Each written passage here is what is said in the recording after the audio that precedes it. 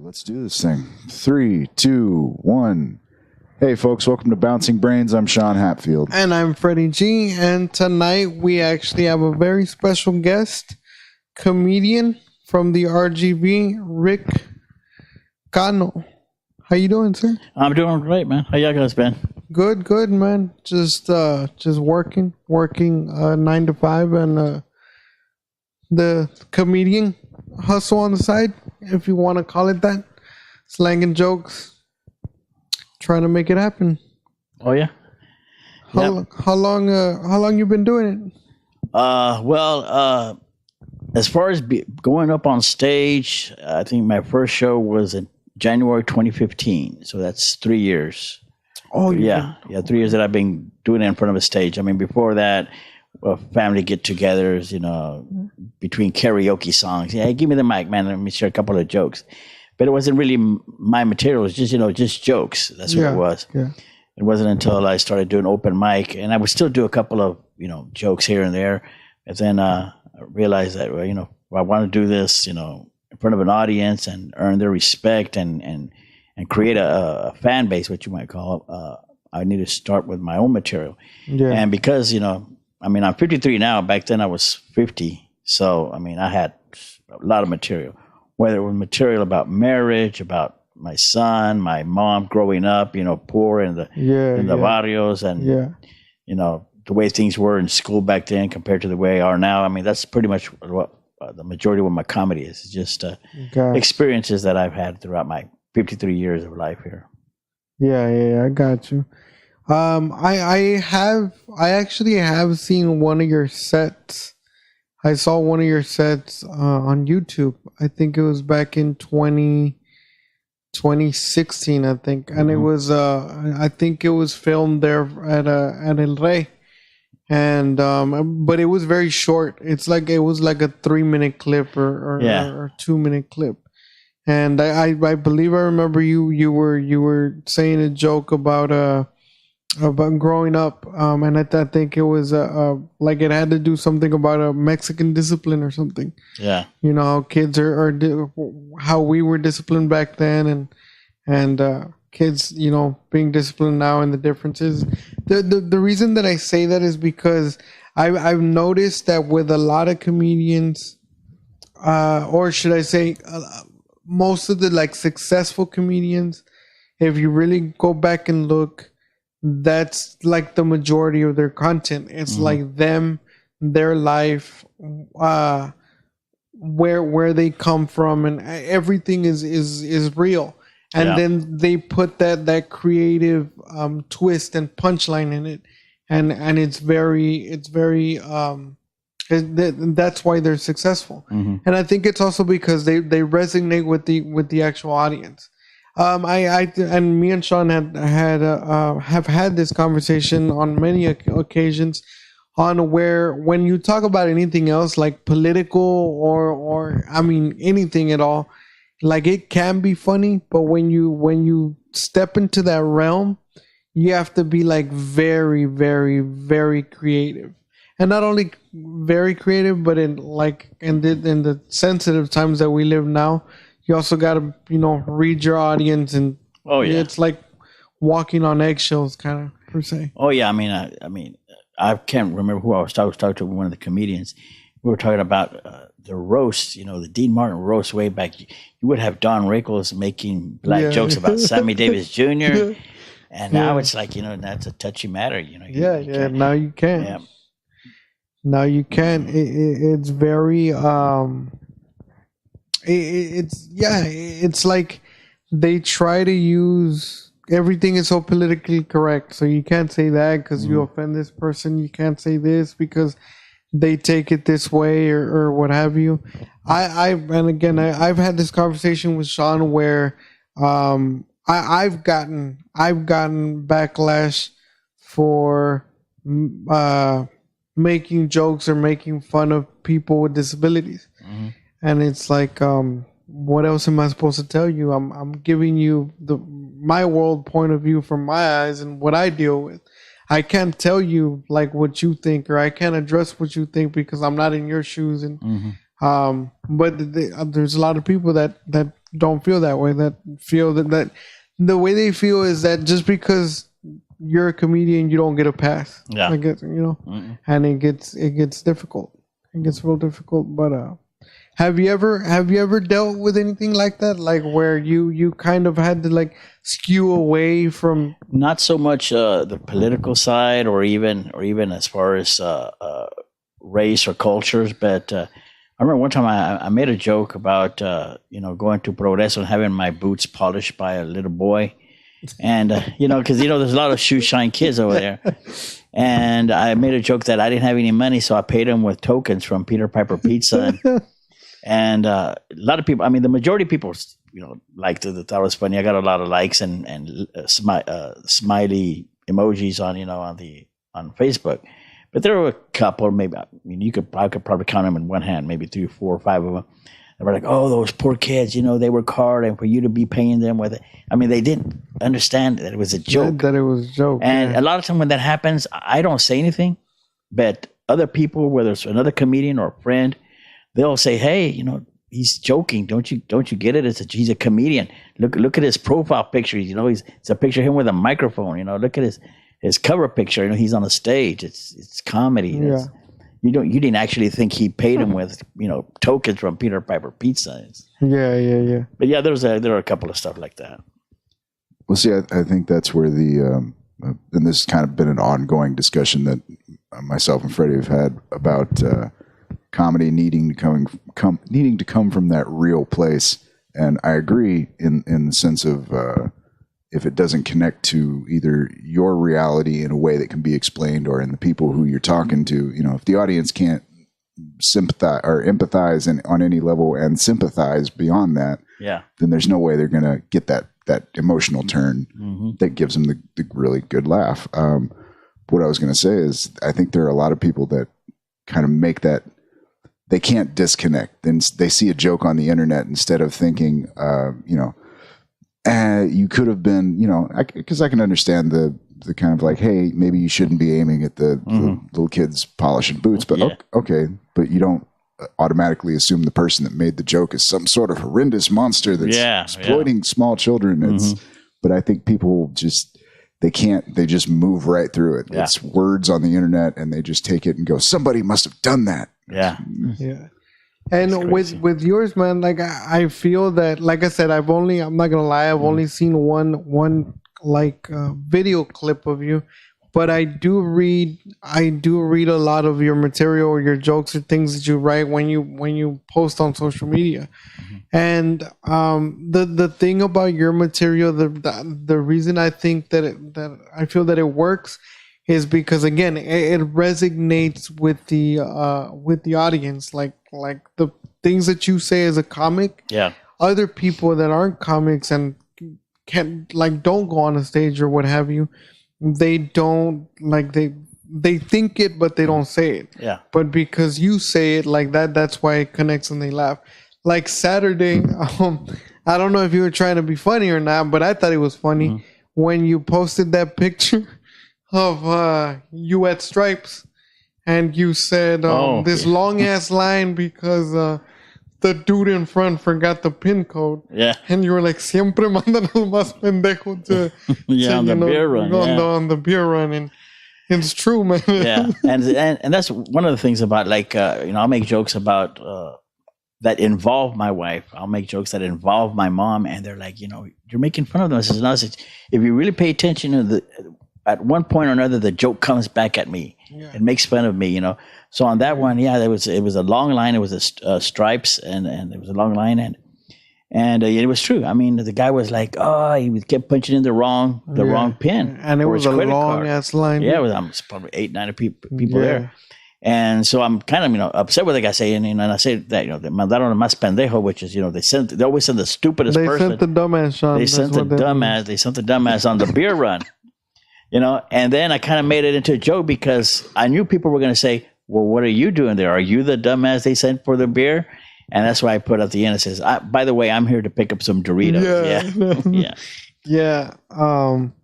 Yeah, man. It's, and even with that, I mean, that joke is very straight and to the point and everything. But even with that kind of material, somebody's always gonna find like something to poke on. My humor, like, and Sean already knows because he's seen me perform at open mics and stuff like that, and like he knows where I come from as far as material. My material does tend to get like really dark because I do tend to like really push like the boundaries to see like how far I could go. The reason that I say that is because I've tried what people like to call like valley humor. Yeah. But sometimes, again, depending where you're at, it may backfire, it may work. I remember I don't remember the whole bit, but I had this joke where life in the valley, and it started something like I said. I don't remember the exact bit because I stopped using it because I started getting mixed emotions. There was a lot of people that would laugh, but the other half of the room was kind of like, you know. So it started something like life in the valley, where you can get a free education, cocaine and sex, all from your high school teacher.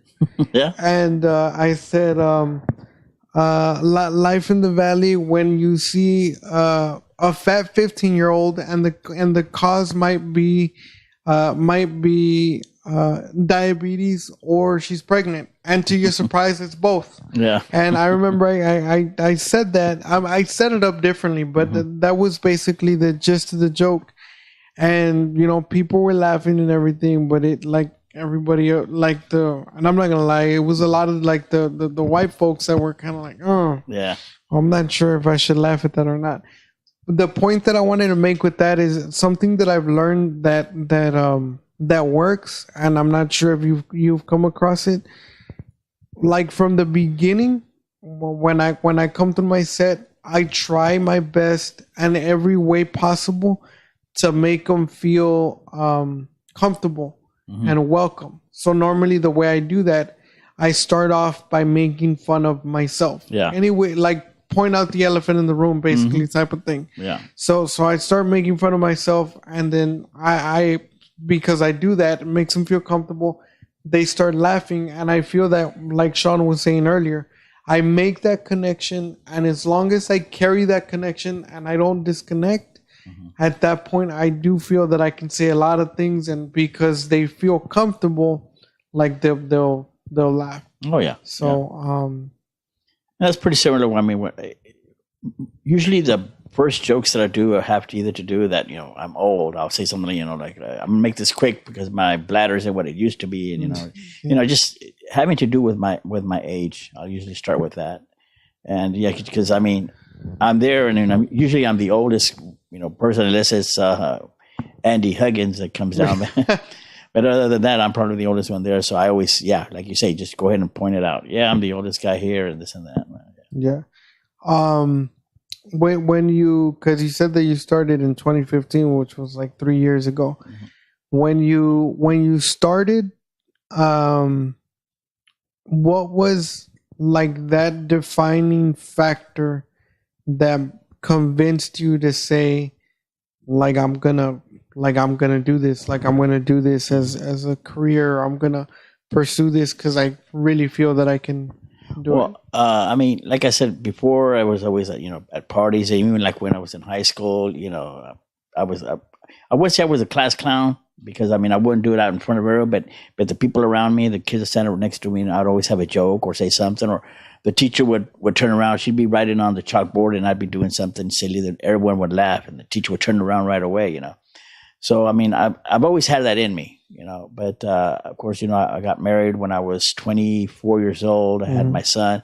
And I always said that I was going to be, you know, a dedicated father, and always, you know, be real involved with my son, which I was. And from the time he was little, and once he was able to play t-ball, I was his coach all the way through, you know, when he got through high school. And then, of course, he graduated, and that kind of left me, you know, without anything. He went off to college. I'm like, what do I do now? And so I got involved with the community there in Alamo, where I live.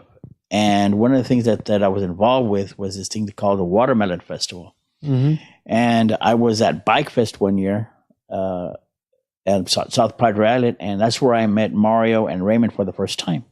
And they were on stage, and I just thought they were hilarious. And I went over to them and I asked them, if they were going to be free on the day of the Watermelon Festival. And they said, no, we're going to be busy that day. And they say, but add us on Facebook. So if you have another event, we'll try to make it. So I added them on Facebook, and I was already doing jokes on Facebook. And Mario and then Sonia saw a couple of the stuff, and they thought they'd give me a try. And Mario goes, hey, you need to come over to open mic, see what you got in front of a crowd. So I told my wife, because I was always a guy. By 10 o'clock, I was already in bed. Yeah. And so I told my wife, hey, there's these comedians, Mario and Raymond, and apparently they think that my stuff is funny, and they want me to go out and do some comedy. And she's like, well, okay, well, where at? Well, Cine Rey. She's like, on 17th Street, where all the prostitutes are. And I'm like, that was way back in the 80s. It's different now, It's you went way back. It's like in the 80s. Yeah, that was way back in the 80s. But I went to an open mic, and I think I did like 3 or 4 open mics in the month of December. And then Mario texted me. He goes, hey, you want to go up on the stage? I said, yeah, I'll go up on the stage. And it was at that moment when I went up to the first time, and a lot of people thought I had been doing it for quite a while. How long have you been doing it? I said, no, that's my first time on stage. I think John Roman, yeah. He was there, and he had some friends there, and like, oh, we thought you'd been doing this for some time. I said, I've had the material for some time, but this is the first time I go up on stage. And then right there, it was like, maybe I think I can probably keep doing this. I just need to write more material. But yeah, it was probably, right around that time. Gotcha. And when you were growing up, like, were you a fan of like stand-up comedy, or was it something that you came in like at a later time? Oh no, ever since I was little, my mom loves comedy also. So I remember sitting in the living room floor and my mom watching Bob Hope, watching Red Skelton, and watching these other comics. And just, I was born in 1965. I must have been like maybe 6-7 years old. So early 70s, she's watching these comedians. And I remember I always liked that. I always liked that they were able to make people laugh. And then of course, once I started going to school, and then I started picking up other comedians, like Eddie Murphy, Robin Williams, huge fan of Rodney Dangerfield. I think one of the things I liked about Rodney Dangerfield is he always made fun of himself, about people not having respect. And somehow the joke ended up back on him. So that's one of the things that I do also. Some of my jokes, they just come right back at me. Gotcha. Have you ever found it like I guess difficult? What I mean by difficult is were you ever like performing or had a time on stage where like it clearly wasn't going well, and were you able to turn it around, or did you just completely? Oh no, I think there were several shows where I just weren't, they weren't laughing, a couple of laughs here and there, but nothing like the first 2 or 3 times, which I think those shows kind of put my feet back on the ground. So hey, okay, you still got a long ways to go. But I think probably the biggest one was I did a beer fest in Edinburgh. I think it was about 2 or 3 years ago. Edinburgh had this festival called Beer Fest, and it was going to be Raymond, Mario, and myself. And Raymond, then Whiskey D was one of the bands playing. So I don't know if you've ever seen Whiskey D in concert, but he always finishes with this huge, thing, and he's waving the American flag, and the crowd is just going wild. So Whiskey D finished their set. Raymond Horta goes up, and first he tells me, I'm going to go up and I'm just going to say, hey, we got some comedy and I'm going to bring you up. I said, awesome. So he goes up, but he actually does about 10 minutes of material. And he does his raunchiest things, He goes up and he just they're just laughing. And then he said, okay, now I'm going to introduce this new comedian. He's from Alamo, and he brings me up. At that time, my comedy, my material was really tame. Yeah. So they just finished seeing Raymond do some of his raunchiest stuff. I go up there, and right away they're like, get off the stage. Oh, they were yelling at you? Yeah, you suck. And there was this one guy, he walked all the way up to the stage. I didn't know because the band was tearing down. They were tearing down their stuff. This guy comes right up to the center of right up to the stage, and he looks up and he says something. And I look down and says, "What's wrong, sir? What'd you say?" And he goes, "I'm not talking to you, asshole. I'm talking to the band members." And I'm like, "Oh, it is real uncomfortable." Yeah. So I mean, I kept going. But I mean, there was some people, and I looked out into the audience, and there's nothing worse like having people feel pity for you. Yeah, man. I would rather have had everybody just booing and just tell me to get off. At least the consensus was all going to say. Than having some people actually feel sorry. They were like, and they would look at the people that were saying stuff, and they're like, "Dude, come on, man, give them a chance," And so that, I finished my set early. I said, "Okay, I'm out of here." And I got out. Then Raymond went back up there. And, of course, Raymond goes up there and he goes, "You people just ruined this man's dreams." He just made it into a joke. And he looked at one guy. He goes, "You were screaming at him that he sucked. Dude, that's your uncle, bro. How can you do that?" Yeah.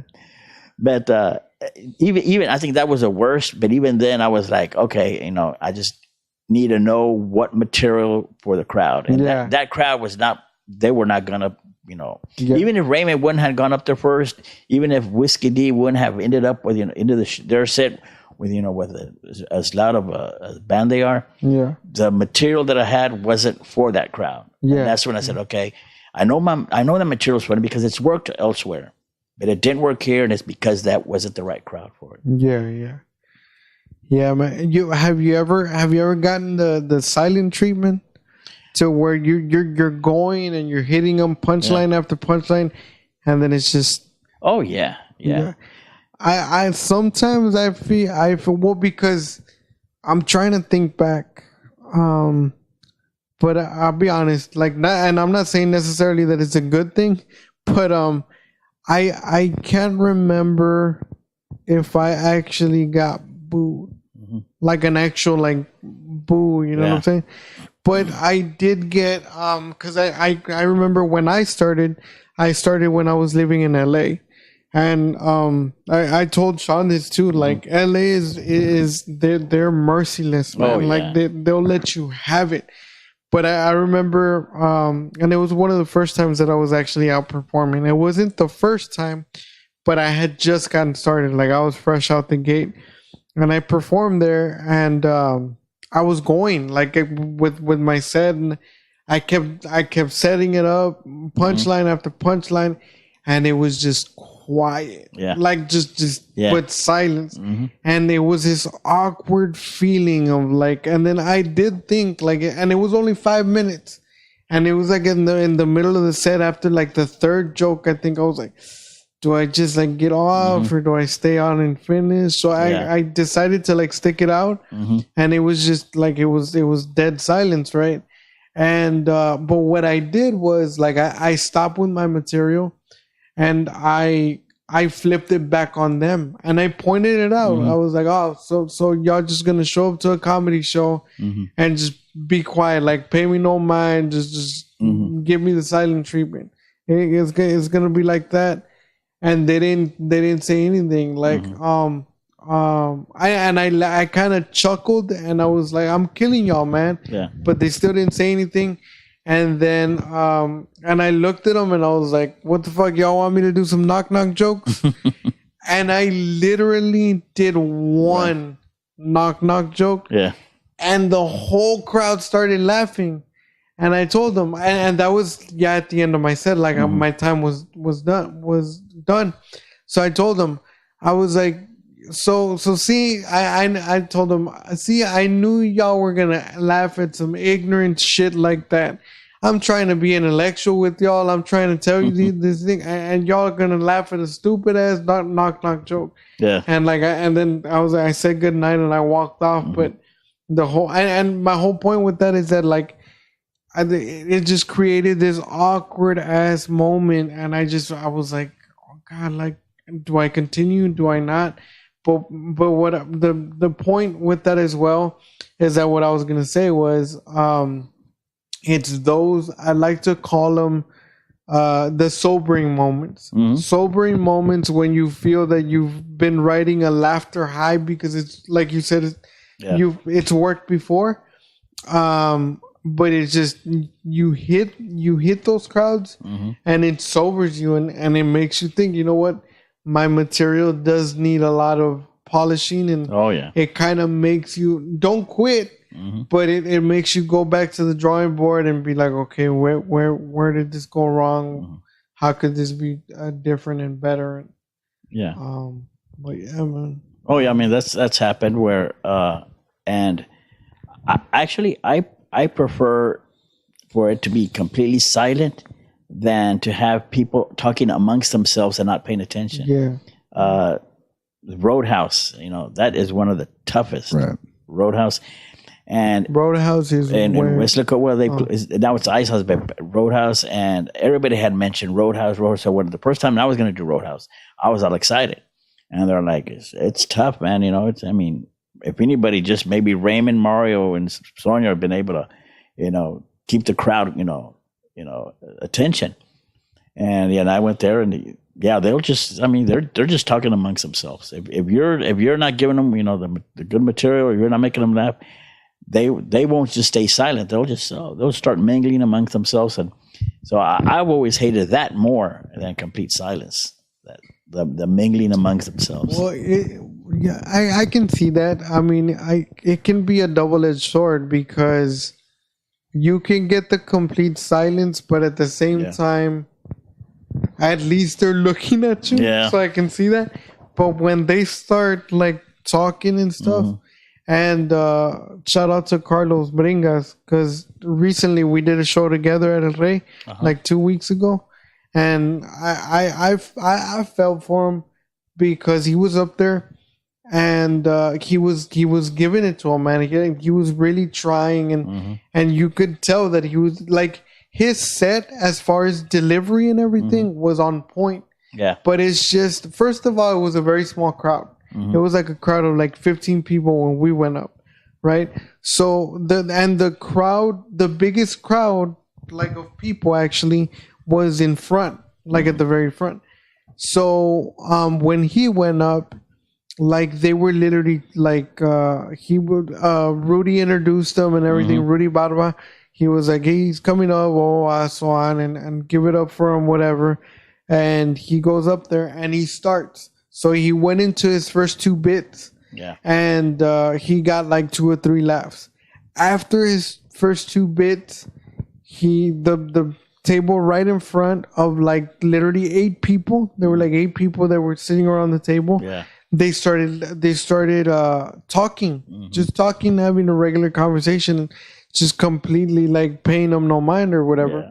And then because there wasn't so many people, it made it awkward because they were the biggest crowd.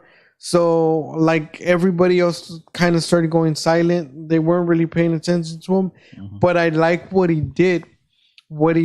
Because he actually went, like he was on stage, he went over to the very front of the stage and he pointed them out. And he literally said, he was like, I love it when I'm in the middle of my set and I'm delivering my material, and then random ass people just decide to like have their conversation here because they feel more important than I am, and stuff like that. And when he did that, like you could tell it was 2 white ladies in front, and they were young. They must have been like 26, 27 years old or what have you. And you can tell that they got really embarrassed because he pointed them out. Yeah. And then when he did that, he was able to kind of turn it around, and they started laughing because he was making fun of them. But I saw it, and I mean it could have completely gone sour, but he was able to kind of. I mean, the laughs were still fading away, but what I blame the most for that is because it was a very small crowd. Yeah. So it was still empty in the back, and I think that those are the hardest crowds to like kind of keep, like you said, keep that attention span. Yeah. Small crowds. I mean, and I've always been. Don't you get nervous with the large crowds? I said, I love large crowds. Yeah. Large crowds are the greatest. Because the laughs blend. Yeah, the last blend, and they're just contagious. Yeah. You know? Well, as far as double-edged swords go, having everybody right up against the front of the stage when they're really into it and they're there to laugh, it's beautiful because they forget. I mean, even if they're the only ones there, they kind of forget the rest of the unoccupied seats behind them. The flip side of that being if they think, oh, well, you know, nobody's going to notice me in this crowd. It's like, no, we can see you. Yeah. We can see you just fucking fine. Yeah. Yeah. But yeah, large crowds, I mean, they're the greatest because, you know, like I said, it's contagious. You know, people are laughing and they're paying attention as to what's going on, you know.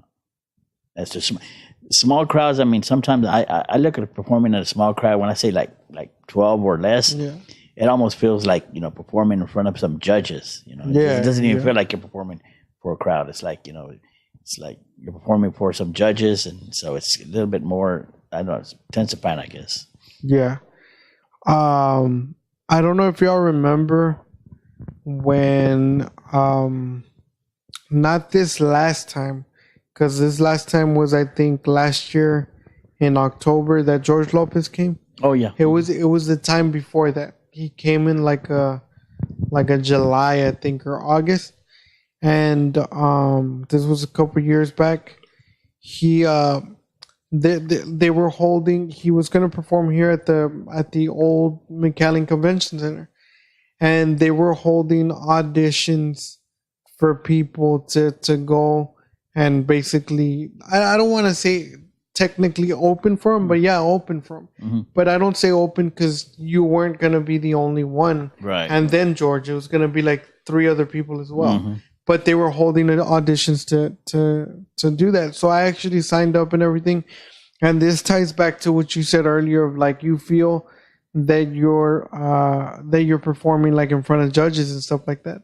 Well, when I auditioned, I didn't know that's the way it was going to be. Like I don't know if you've ever auditioned to actually get a part. Like yeah, actually twice. One time it was for America's Got Talent. That time it was Raymond and me. We were the only 2 comedians. That was in 2015. And then a year before that, the Spanish show called Tengo Talento. I don't know if you've ever heard of it. Yeah. I auditioned for that, and that one I did advance to Los Angeles, but. Yeah, you're just performing in front of a small group of people. So since you know, I was gonna ask you. So then you've done that part. So is it the same always? Like, because when I auditioned for the George Lopez or what have you, it was I thought it was gonna be at least a small crowd of like regular people. Mm-hmm. When I went to audition, it was like one room and it was literally 6 judges or 5 judges, and that was it. So is that the way it is? Is that like when it was for America's Got Talent, it was actually there was a crowd there. It was all the contestants, and there were like 23 of them, and some people were. It was only me and Raymond doing comedy. No, actually, you know what? It was 3 of us. Leroy was there. Leroy was there. It was Leroy, Raymond, and me, and then everyone else was either going to sing or dance, or I think there was a magician as well. Yeah. But yeah, that was a crowd. There was not a large crowd, maybe 20, 30 people, which were all family members of the contestants that were there. But when I did for Tengo Talento, it was a small room and they weren't even listening. And it wasn't just with me, with anyone else. You know, they were, I think when I went up, it was like around close to noon. And they said, you know, to give you a number, I had a little number around my neck, a little piece of paper, had the number on there. And they just said, okay, your name. And I gave them my name. And they're like, okay, what are you going to do? I said, I'm just going to do some comedy. And I said, but I'm going to let you know it's like Tex-Mex. It's half English, half Spanish. I know your program's a Spanish program. Is there a problem? No. You just do whatever comedy you want. So as I started doing the comedy, some guy walks in. One of the guys that's also just, he walks in with a bag of Whataburger. And so they start taking Whataburgers out of the bag, and they're like, and these are the judges? These are the judges. Oh, I had Dr. Pepper. No, what? What? And so I stopped, and they're like, no, go. We're listening. Just go on. We're listening. You're not. And I felt like, I was performing for myself. They were, oh, wait, this has onions. And I'm doing my comedy. And I would stop, and they're like, keep going. We're listening. Don't worry. We're listening. And so I did that, and then I went home. I'm like, they probably didn't pay attention. A week later, they called me and they says, "Hey, we're sending 6 people. We got someone who's going to do some dancing. We got someone who's singing, and we calling let you know if you'd like to go to Los Angeles and be on the show." I says, "Yeah, I'll go, absolutely." So I went, and there was, of course, the audience. The funny thing is that they didn't air mine. They didn't air when I went on. They didn't air it, and I think it was because I made a joke. I don't know if you've ever seen the show Tengo Talento. Yeah. The big guy is a huge guy, and he bounces you. If you do terrible, he bounces you off a stage. Yeah. So he didn't. Dude, I didn't know. That's crazy. You auditioned for that show. I've seen it. And he didn't. I mean, I didn't get the buzz or anything. Yeah. And I think one of the judges, she said that I was funny and that she was going to give me, the pass for the next level. But the other 3 judges, one of them, which was a comedian, he right away he goes, "Spanish isn't your first language, is it?" I says, "No, actually, English is my first language." He says, "Well, work on your Spanish. You need to work on your Spanish and then come back." And then the other guy was like, I didn't think you were funny. I've heard funny people and this and that. So that big guy, he was standing behind me, and I'm like, is it okay if I go to SeaWorld? I said, "Why do you want to go to SeaWorld?" I said, "Well, so I can go drop off Shamu." And it was a joke. And the audience laughed. And they were upset, and they were like, "Just go ahead, just leave the stage." And then I was leaving the stage, and one of the guys that works in that was taking people from the green room to the stage. Yeah, he goes, "You'll never do the show again. Don't ever criticize our staff." But it was a joke, Yeah. So I went home, and then they said they were going to air it, but they never aired it. I watched every episode, and they never aired it. I'm thinking, I bet it's probably because I made it. It's probably because of that. Yeah. Dang, dude, that's crazy. I always wondered going back to when I was auditioning for the George Lopez set, because it made me feel weird, man. Like, I honestly thought, because the room and that's the other thing, the room where I auditioned was big. Mm-hmm. Like, it was like an auditorium type thing, but they were just the 5 judges in front. Mm-hmm. So I'm there, and I'm standing. They got the light and everything, and they were like, same thing. They were like, "What's your name?" or whatever, and I gave them my name. And then it's like, well, they didn't ask me what I do because it was just there for strictly comedy. Mm-hmm. So then I told them, and they're like, "Okay, go ahead." And then they told me that it was 10 minutes. And I got there, and right before I walked in, they told me it was 5. Okay. So that threw me off completely. Mm-hmm. Oh, yeah. So I go and I start doing it, and it was in front of the 5 judges. And with me, they had straight faces throughout the whole 5 minutes. Yeah. Not a chuckle, not a laugh, nothing, right? So I finished whatever, and then they looked down at the papers that they had or whatever, and then because there was supposed to be 3 rounds or whatever, and they were like, if you make it to the next round, we'll call you by the end of today. The next round will be tomorrow. Mm-hmm. So I was like, all right. But I felt like shit, dude. I was like, no, they're not gonna call me back. Yeah. And not one of them laughed. Not even looking. I was like, whatever. Mm-hmm. So I took off. Then the next that same day. No, I'm lying. And that's the other thing. They didn't call me later that day. I was like, I knew they weren't gonna call me. Whatever. Mm-hmm. The next day in the morning, they called me.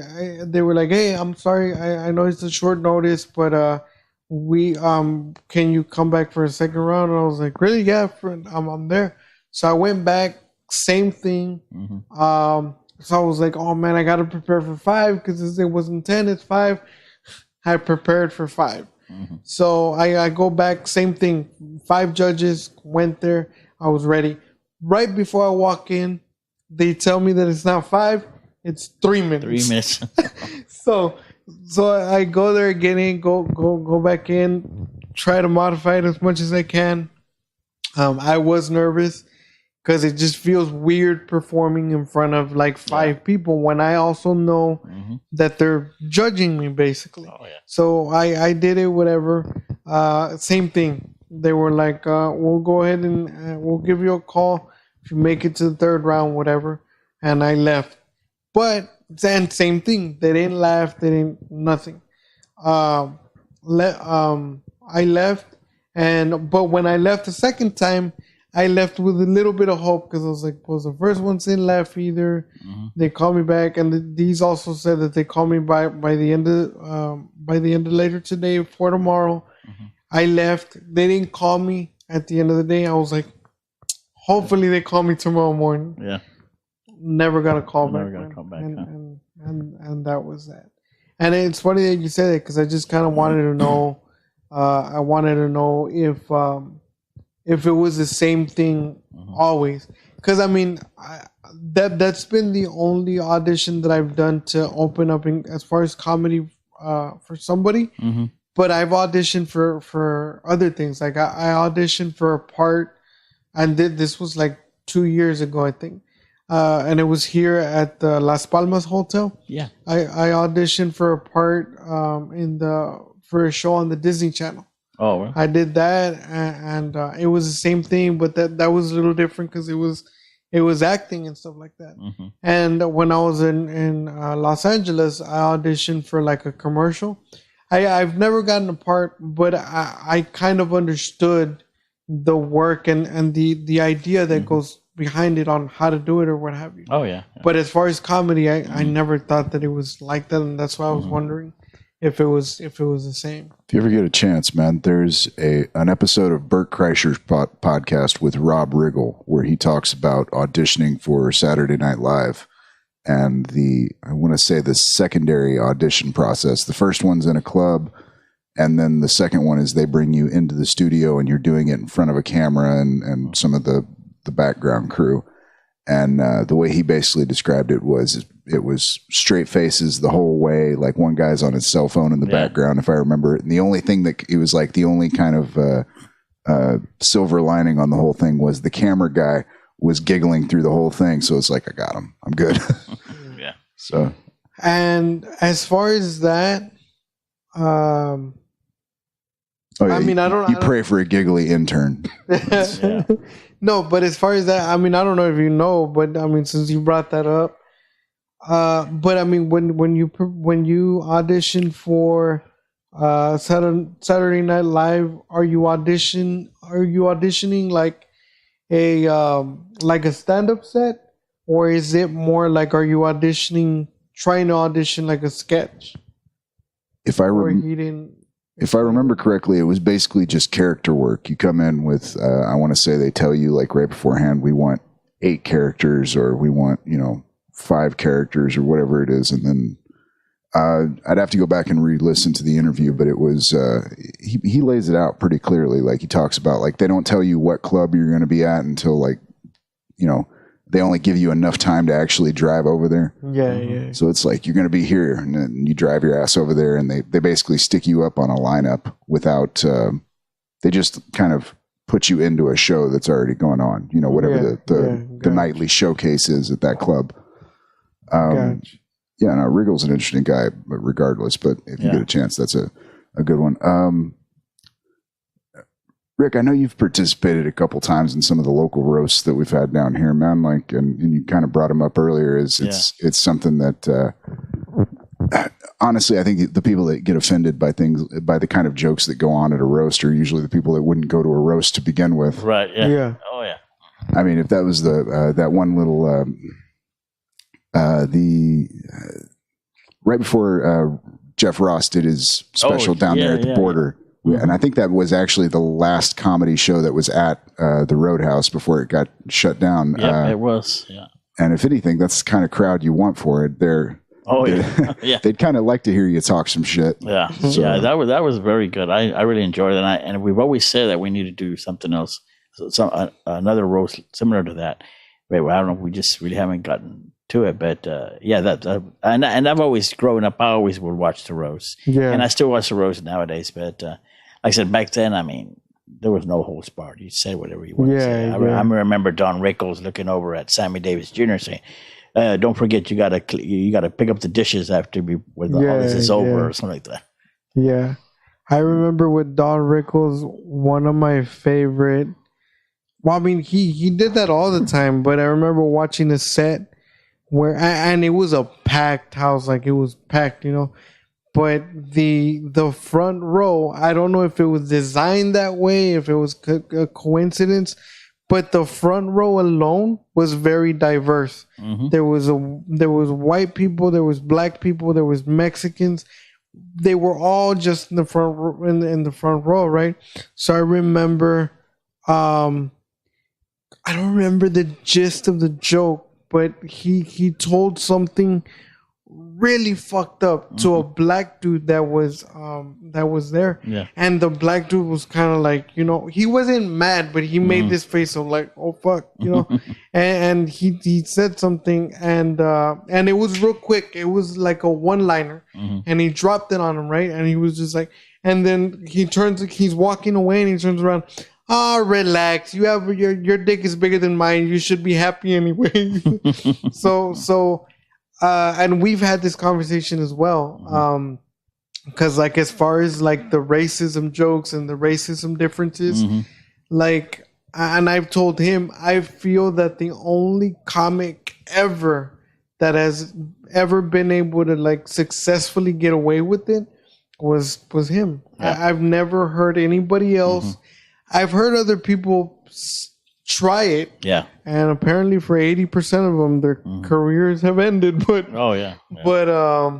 but he's been the only one that's been able to pull it off. But and I told him the reason that he was able to pull it off is because I feel that if you're gonna really, really touch those lines and make those jokes, you have to make them extremely funny. Yeah. Like they have to be undeniably funny. And he was the only one that was able to to pull it off. Well, it goes beyond that. We've talked I think we brought this up before talking about Don Rickles. He came out of an older style of comedy, but he was already like so he had the comedy basics, like the quintessential skills as far as crowd work, as far as understanding how to read like the response he's getting back from it. Because it almost seemed like even the times he would drop a joke and you'd hear the kind of from the audience, he was moving faster than that offended reaction. He was already on to the next one. And it's I mean, I think that's where if you've ever seen I think there were a couple of interviews with Dean Martin.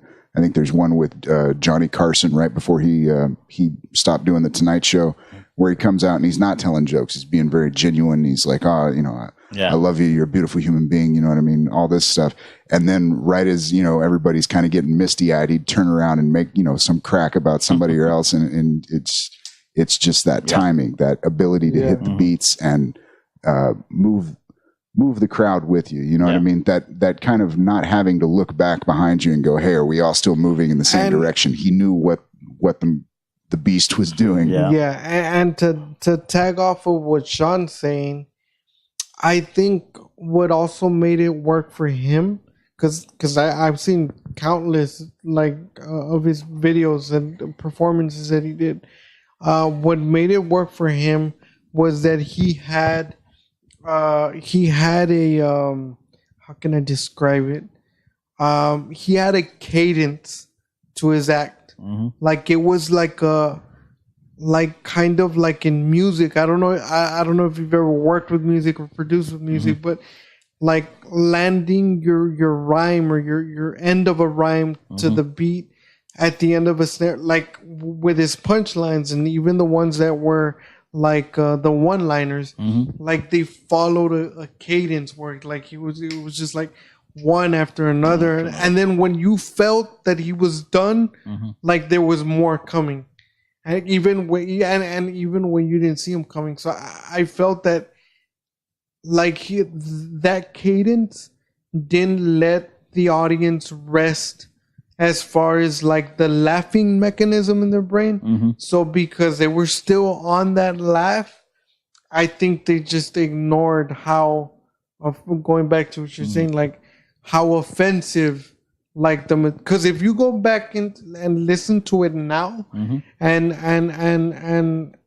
and compare it to like how brittle people's ears are today, like that material would not fly. Oh yeah, Like no, with absolutely anybody, not. whether you're black, white, Mexican, like it's just like and to cap that off that point that I'm trying to make is that that's what made Don Rickles him. Yeah. Like that's why he was able to stamp his cement his place in comedy history, because it's what made him that. Just to throw it out there, I think another comparable comedian would have probably been Joan Rivers. Oh yeah, If you watch both of them later at the end of their career, they were both, one, still hilarious, but two, able to just force their way past that whether it be real offense or just that kind of mocking, kind of like, oh, I found something to be offended about. Either way, it was like, fuck you, we're telling jokes, and they just kept moving. And I think that's a skill set that you see it in some younger comedians. Anthony Jeselnik. I'm not necessarily a consumer of his comedy, but I can appreciate the skill set that he has as far as being able to go out there and choose whatever topic it may be and take it to really dark places and keep the audience moving with him. John Mulaney, I think, is really good at it too. He doesn't necessarily, he almost gives you that sense that he's making it darker than it really is. But it's, you brought up Andy Huggins earlier. Yeah. When I heard he was going to do America's Got Talent, I was a little bit like, Andy can do his material but when you actually see his material, it's more suggestive than it actually is graphic. Oh yeah. I mean, great comic, man. I was gonna say something with something you said right now. I lost my train of thought. But what I was saying was, I don't think you see that skill set necessarily in a lot of the younger comics, or contemporary comics at the moment. That it's you almost see a tendency to pre-select what topics we're going to hit, and if we're going to hit it, we're going to hit it as hard as possible. But that kind of ability to just genuinely offend across. And thank you for reiterating that. It reminded me, going to what you said about the young comics, one that stands out to me a lot, because he does that a lot, and I want to throw this in there as well. He does it like his jokes are so offensive, and would well, not to me, right? Because I have real dark humor too, but to like regular people, they're very offensive. Like, and the thing about his jokes is that they're so offensive without cussing. Like, he doesn't cuss a lot, but the joke is still offensive. Is Gerard Carmichael? Have you ever seen his comedy? I've seen a little bit of it. Not like in the very first special that he released with Showtime, I believe it's called Love at the Comedy Store, I think. He like his joke, like he has this great. I thought it was hilarious. I watched it over like 3 or 4 times, and it would still make me laugh. But he has this hilarious bit where, again, nearly half of the room was kind of like, and he pointed it out. He was like, oh, fuck y'all, that's funny. Y'all just need to untighten your butt. He was like, it's funny. Because what he said was, he was like, it's funny how people act so bad, like September 11th was so bad, and we tend to, as human beings, to care so much. And then he pointed at a lady right in front. He was like, but we don't fucking care. As humans, we don't. We honestly don't care. Ma'am, you don't fucking care about September 11th, do you? You really don't. She was with his face, she was like, yes, I do. No, you don't. You're a fucking liar. I'm going to prove to you in front of everybody that you don't care about September 11th like you think you do. Today, everybody tells you, wow, remember September 11th. But if on September 11th, you would have contracted herpes, the towers falling on September 11th would have been the last thing on your mind. Yeah. Even 15 years later, if somebody told you, hey, remember September 11th? Oh, yeah, that was a fucked up Tuesday. I had to go to Walgreens and get cream and shit. And just the towers would have been the last thing. And that's when the crowd, like half of the crowd were laughing, like, and the other half were kind of like, but it like he has those jokes where it's like they're really dark, but I'll be honest, like as soon as he hit the punchline, because I kind of didn't see it coming, like I was laughing. I was watching on TV. Yeah. I was laughing and it was funny, but I could see why that dark humor or some people, because after that special came out, the medium gave him hell for it. Yeah. And even worse, when he came out and he made a public statement and he basically said that he wasn't sorry. Mm-hmm. He was like, I'm not sorry. I mean, it's my comedy. Mm-hmm. And the way he related it was like, there's people that actually murder and rape people, and you want to give me shit over a joke I said? I mean, I'm not the criminal. Yeah. But that's basically along the lines that what he said. But that was tagging along with both of you said about the younger comics that actually try to tweak those kind of jokes to kind of push it through and get away with it. He's one of the younger ones, and he's young. He's like 29 or 30, I think. And he's one of the ones that I've seen that has those dark, edgy jokes, and he's able to like slide on through with it. Yeah, man. Have you seen his Gerard Carmichael? I haven't seen that special, man, but I have seen some of his spots on various things. Yeah. You should watch it, man. It's actually it was the first one that he did, because he has 2 out now. The second one is and this is the thing I forgot. The thing that I feel that makes his jokes even more funny, aside from the fact that they're really dark, they're very dark. He doesn't cuss a lot. They're very dark, and we've talked about this before, about a comic's demeanor. He has this demeanor of like, his demeanor doesn't change. Like his delivery is just smooth. It's calm. Like if he's telling you a bedtime story. But the shit that is coming out of his mouth is like, how can this dude just so calmly just say things like that, you know? And I think that's what really works for him. And it makes the joke and the punchline that much stronger and funnier. Because I think a lot of people wouldn't be able to like pull that off.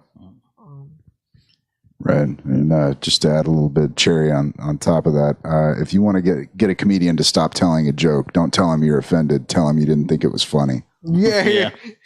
Exactly. For the people watching and listening, that is the best way to stop somebody from using that, because I've been told to like stop doing a joke, and I kind of like told her, I was like, hey, you know what, I do apologize if you got offended. That was not my intention. My intention was not to offend you, it was to make you laugh. But if you took it that way, that's on you. You are at an open mic comedy, you know. And I told her, I was like, I'm not gonna stop using it, but you're free to feel however you want to feel about it. Yeah. But I'm not. And there is people that they call it for the what's the word, for the, I guess, to like, that's not the word I'm looking for, but like to kind of please the audience and to like not piss them off. Like, okay, like whatever. Oh yeah. Those comments are just gonna pander to whatever the audio wants. Yeah, I once did and we I think I talked about this with Sean. I did a show, or I was gonna do a show in Corpus, but it was very formal. Like they send you the waiver, the contract, so on and so forth. Yeah. This is what you got to do, blah, blah, blah, whatever. So cool. I got it. I got it through a friend, or through a friend of a friend. Send me the stuff, whatever. And this was like literally a day, I think, before the actual show. Mm-hmm. And then I don't remember exactly. I don't remember if it was the manager of the place, of the location, or the promoter of the event. They called me directly, and he's like, "All right, man, you ready to go?" So on and so forth. You got this and that and the other. And they said, but he said, the only thing we ask is you can't talk about, you can't have political jokes, you can't talk about gay people, you can't talk about religion. Mm-hmm. So I literally told them, I was like, so fuck am I supposed to do, an instrumental? I mean, do I just Yeah. and then he was like, well, I mean, that's the only thing we ask. And I was like, I thought this was a comedy show. It's like, well, it is, but that's the only thing you can't talk about.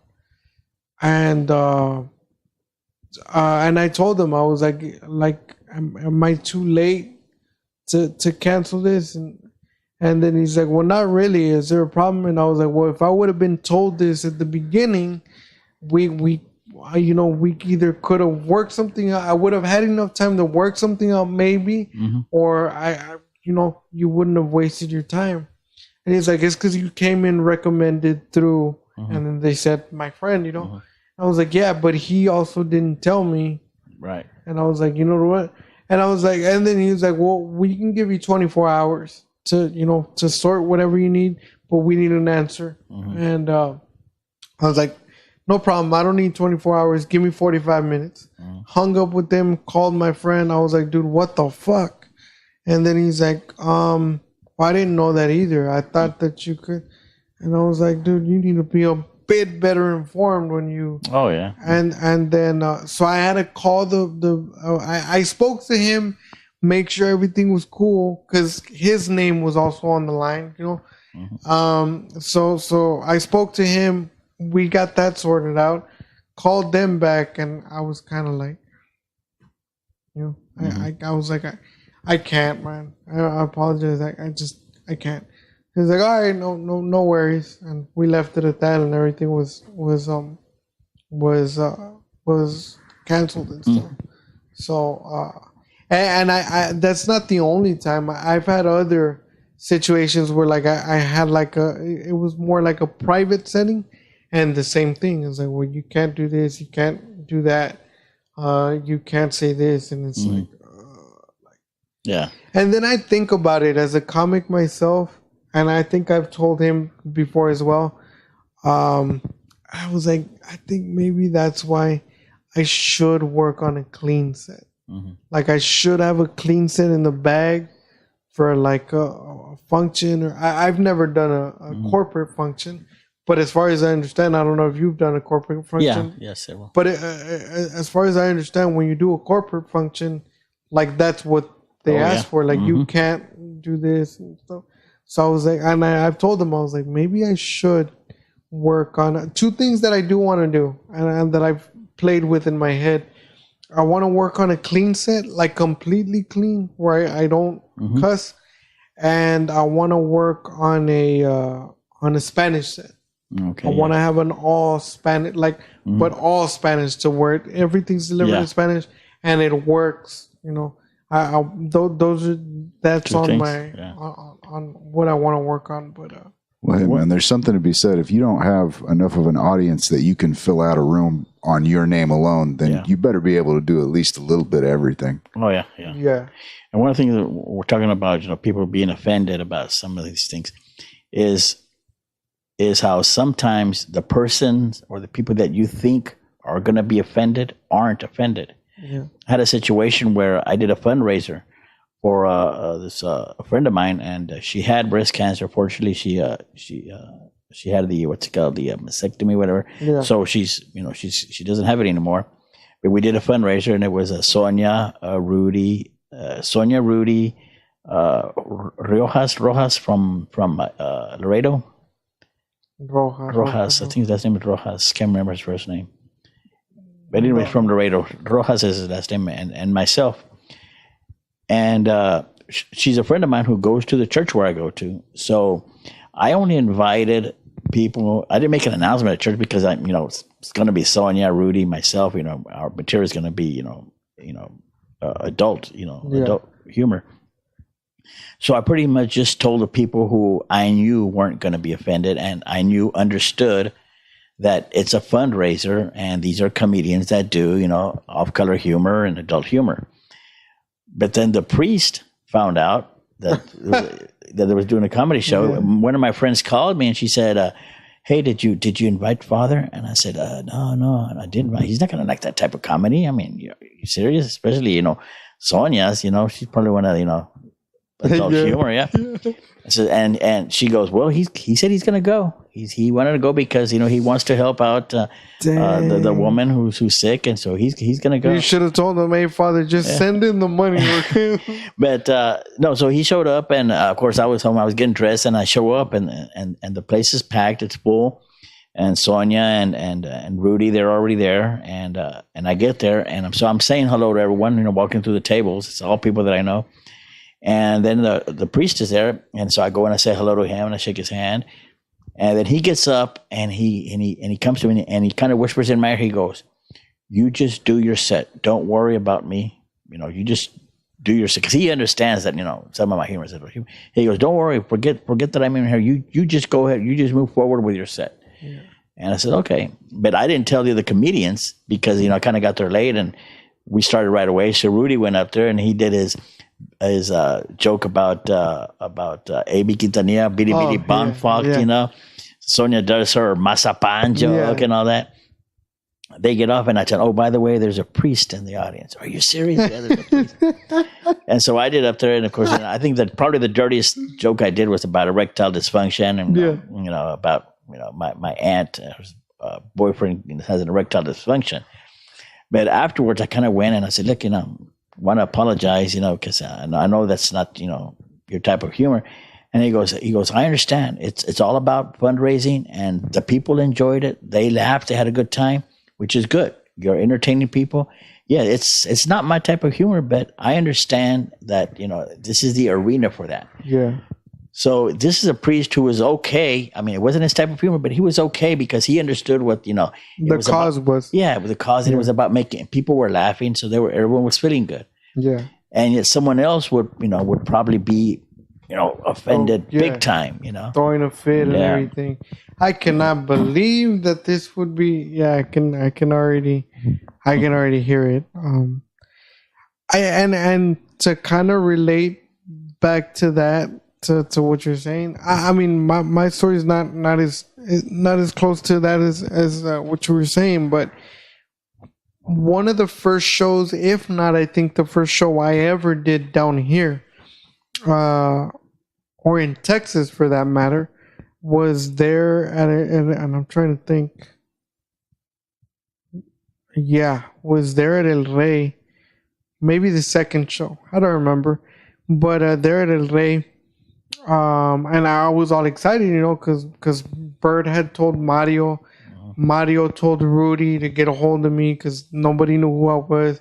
But Bird and Mario were like, "Hey, man, he's funny. Like, does anybody know him?" And Rudy, I luckily I gave my information to Rudy. Rudy knew me, and he was like, "Yeah. I'll call him, let him know." And that's how I got it, basically. And so I was all excited. I was like, "Hey, man, they told me to perform at the big stage, blah, blah, blah." So I was telling my friends, I'm not going to say I got a lot of them to go because I only got the supportive ones to go. I got like 5 of them to go, and I was like, they're all my friends from the neighborhood. So we all know them. We all good with them. We know how we talk, whatever. Yeah. Rick, my uncle, he found out. Yeah. Through Facebook, I think. Yeah. I was like, "Hey," he was like, "So you do comedy now?" And I was like, "Yeah, a little bit." And I was like, "Oh, cool. So you're gonna have a show in April?" And I was like, "Yeah, man, I'm having a show in April." He's like, "Oh, that's cool. That's really cool, man. I hope you get it and everything." This was like a week before or whatever. So he left to Austin, and he came back. No, he called me. And then he was like, "Hey man, I'm gonna go down there again, man. I wanna go to your show. Give me a ticket." Mm-hmm. And I was like, well, because at that point, I never shared any of my material with my family. Mm-hmm. My family's also very Christian. You know, I grew up in a church. They grew up in a church, very, you know, Christian like and everything. So it's like my uncle's not, but I mean, still, you know, connected to the family. So on. And then I thought, you know, I was like, all right, fuck it, you know, whatever. It's my uncle. It's just him. So fine. I was like, yeah, fine. I'll get you a ticket, man. Yeah. And even him, I told him, just brace yourself. You're going to hear some shit. It's all I told him, right? Yeah. He's like, oh, that's fine. It's comedy. I understand. Cool. Come the day of the show, he told, or somebody told, my dad, my aunt, my grandma, my other aunt from Mexico, they all came. They all told me, Mito, I heard that you do jokes. I want to go watch you with us. And then my uncle, Rick, he was like, dude, they just jokes. It's a comedy show. How bad can it be? And I was like, bro, I'm telling dick jokes. I don't know how comfortable I am with my grandma being there, you know? Yeah. So anyway, long story short, I didn't want to burst their bubble. So literally, in one of the first shows that I ever did down here, my whole family was sitting, not my whole family, but a majority of my family were sitting in the audience. I'm not going to lie, it made me nervous and I hesitated a little bit. Yeah. But then I also remembered they don't really speak English. Well, not really. They don't speak English. Excuse me. So I was like, as long as I keep it in English, I can slide on through. So I did, man, and thank God I was able to pull that off. But they did make me nervous because I was like, man, and then I can imagine if this goes through the church, and you know what I'm saying? So that's where my mind was going with that. You got to come out sometime, Freddy. No,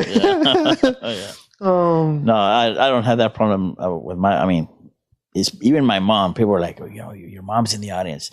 I said, "My mom has shared some of the jokes with me." See, but with you, Rick, with you, yeah, man, because I think it's a little different. Because again, I've read the stuff you post on Facebook, and I've watched that unless you have another clip somewhere else that I haven't seen. From the clip that I watched,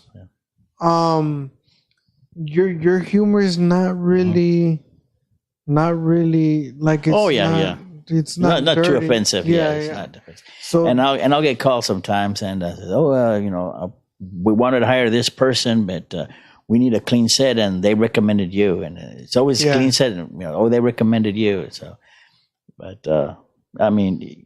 And you were talking about something about doing a clean set and also a Spanish set. Yeah. And when I first started, it was all English. It was if anything, I might throw one or two words, you know, in there in Spanish, you know, maybe chancla or frijol or something like that. But it was all English. It wasn't until when I went over to Los Angeles and they're like, "Oh, you need to work more in your Spanish."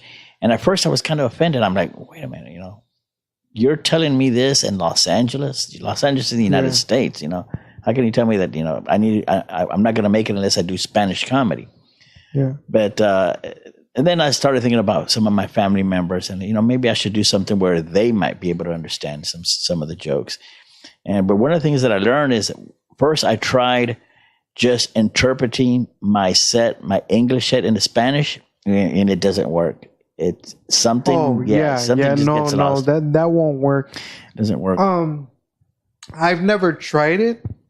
But I know that it's either going to be the subject matter, the content, the delivery, and the wording. It's just it doesn't resonate and it doesn't translate. And this is me just telling you when I've tried it in front of the mirror, because I'm not going to lie, I've tried 3 minutes of a Spanish set that I wrote in front of the mirror. Nobody's ever heard it because I didn't feel that. I don't feel that confident yet. But and yes, I'm not ashamed to say it. When I write new material, before you hear it at the open mic, I have a big mirror in my bedroom, and I literally stand in front of the mirror and I perform it. Yeah. I go through it all, mess ups and all, I'll come back, correct it, repeat it. And that's part of the routine that I do when I try out new material. And then you hear it at the open mic. Yeah, no, I was, we were talking earlier about the idea of doing a spot in front of either a small group of people or a silent crowd. And it's that kind of, to be able to move through that moment right there kind of takes the prep work of, it's almost a Zen practice of, I will repeat this over and over again until the body remembers. Yeah. Which can backfire on you, and you hit the timing at the wrong. And you're doing this speed, and they're going, "Wait a minute, we don't even know you started." Yeah, and it's funny, man, and that's another thing that I was gonna jump in with you, because I told Carlos Bringas. I don't know, you know Carlos? Yeah, I've done some shows with him. Yeah, Carlos Bringas. I told him this, and he looked at me with this face of like astonished. He's like, "You do that?" It's like, and I was like, I thought that's how it worked, because I told them how, like, my process on like how I write, the process of like writing it to the performance on stage. And basically what I told them was that I write a set, I write it out. Then once I feel that I even have the close idea that that's what I want, I time it. Literally. I put a timer, and I told them I write in sets of 2 minutes. My bits are 2 minutes because it helps me keep the time. So, and then I go through like the pacing, which is in front of the mirror. So I got it, whatever wording. And then if I even told them if I really like the way the bit is coming out, and I feel that I'm going to get a great reaction, and I don't want to lose it, but it needs to be 2 minutes, because I'm real anal about that. Like I like 2 minutes, a minute and 59 seconds. Yeah. And so I told them I even start shaving syllables off of words to like make it happen, and I do it because it keeps me tight at the open mic when Sean hosts or Rudy hosts, and they're like, "Hey, you got 5 or you got 10," like that. I know that I'm gonna start here and I'm gonna finish here, and that's how I keep it tight. When I told Carlos that, he was like, "Dude, I never thought," and I was like, "How do you do it?" He's like, "Dude, I just write the idea down and then I go off on stage." And then I told him, I was like, "You want to know? I used to do that. You want to know the reason as to why I don't do it?" And I told him, when you go audition for anything, well, I don't know. I didn't tell him anything, but I was like, when you go audition for a commercial, when you go audition for like a part in a show or whatever, they tell you, they're like, you have 3 minutes, and 3 minutes is all you got. Like, you can't go over, and if you go less, it's kind of frowned upon. Yeah. So you have to be tight within that window. So I told him it's good practice. Yeah. And he's like, "Oh, I never thought of that." And I was like, "Well, it's fair, you've never auditioned for anything, have you?" And he's like, "No, not really." And he was like, "Just keep that in mind." And Carlos was the one that told me. He was like, I'm gonna try to start doing that. Yeah. But I told him that's how I do it. I write it down, keep it tight within the timing. Once I got the written and the timing down, I perform it in front of the mirror and make sure I got that down or whatever, and then it goes through the open mic process. If I feel that I get enough reactions at the open mic, then I pass it to the stage. If it doesn't pass for me, the open mic, I kind of don't use it until I get there. Yeah. So were you gonna say something? No, man. I think not necessarily on the writing process, but on respecting the time, like knowing how much time you're going to be doing on stage. Yeah.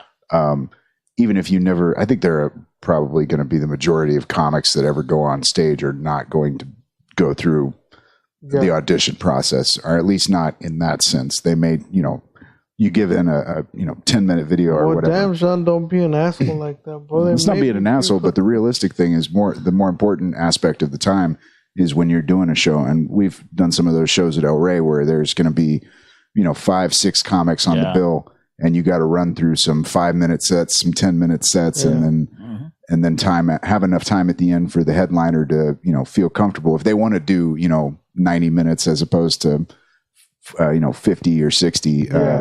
So you got to respect that time a little bit, and also being able to go, if you misjudge on the time and you catch the light, it's like, okay, trim this joke down here, and here. I can already do that. Modified version. Yeah. And that's happened to me before, to where I did something on stage at El Rey, and it like he said, they shined the light on me, and I was like, oh shit, why is he shining the light? I missed a step. So at the I did it quick. I had to switch the joke. Like, okay, I was like, okay, I'm not gonna use that. I'm gonna use this one. And sometimes that's hard, because if you don't do it in your head before it comes out of your mouth, like the audience will, they will pick it up. It won't make sense, or it will kind of be off timing or what have you. So it goes back to the timing. That's why I tell them, you have to be tight on time.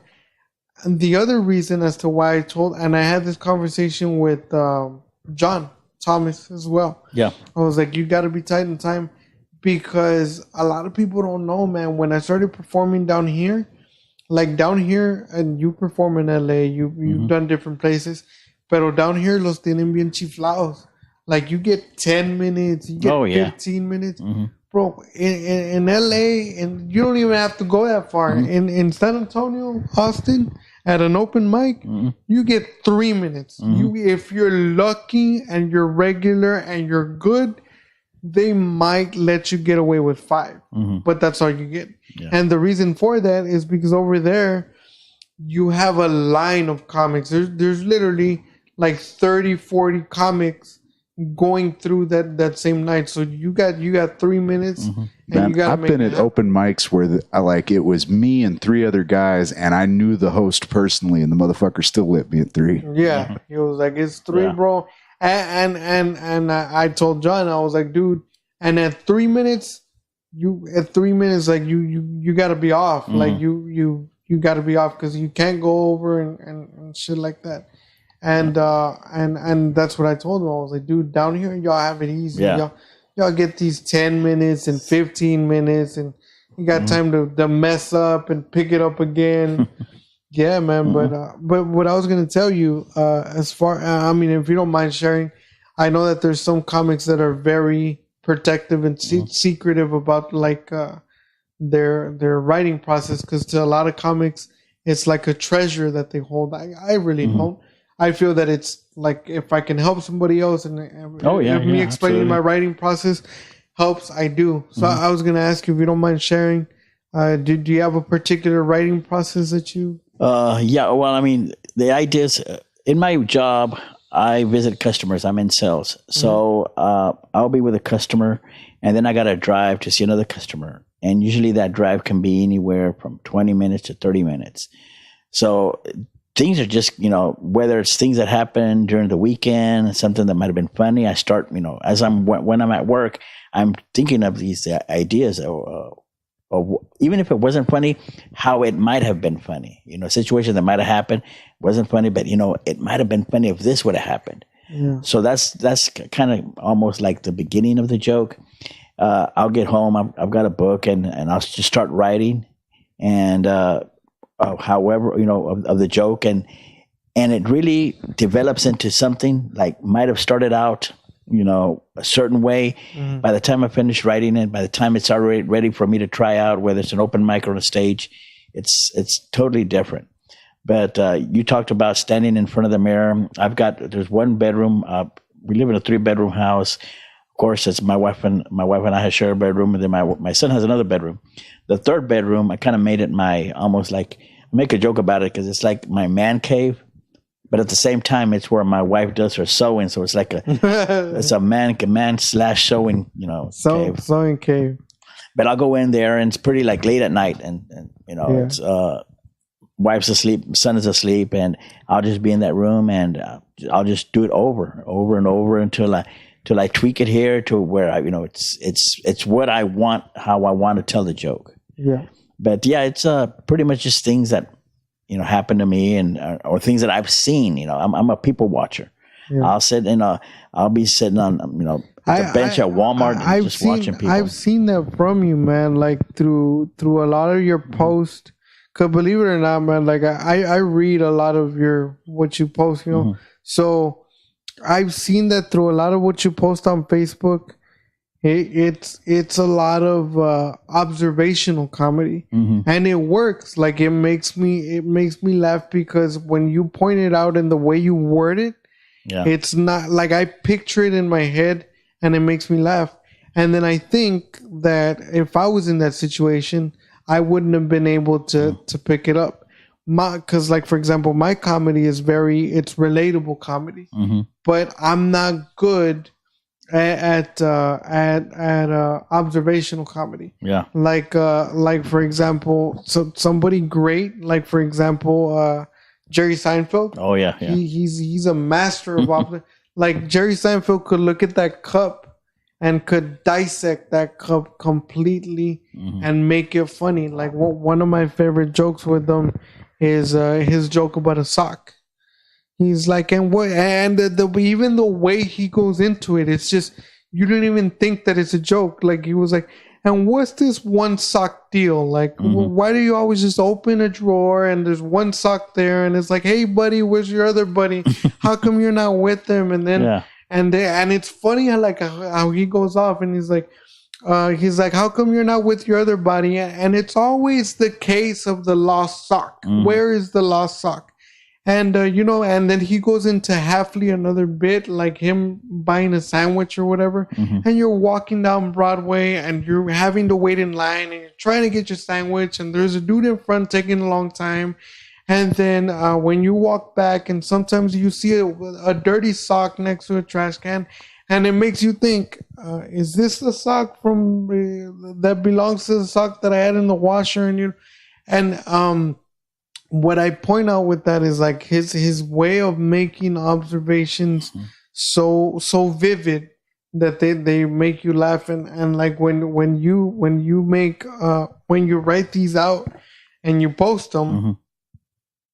Like my point is that I think what works best with that is when you're able to take the reader in their mind to that situation and they can vividly see it. It's like when it when you make them laugh. Yeah. Because but it's an ability. I don't think like me, for example, I don't think I would be able to.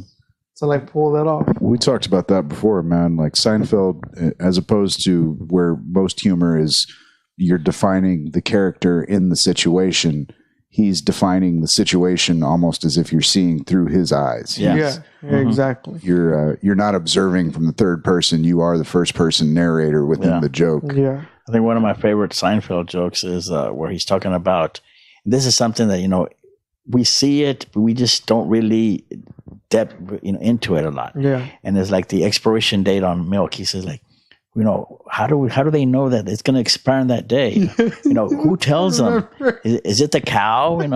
Are they like milking the cow and the cow just turns around and says April 3rd?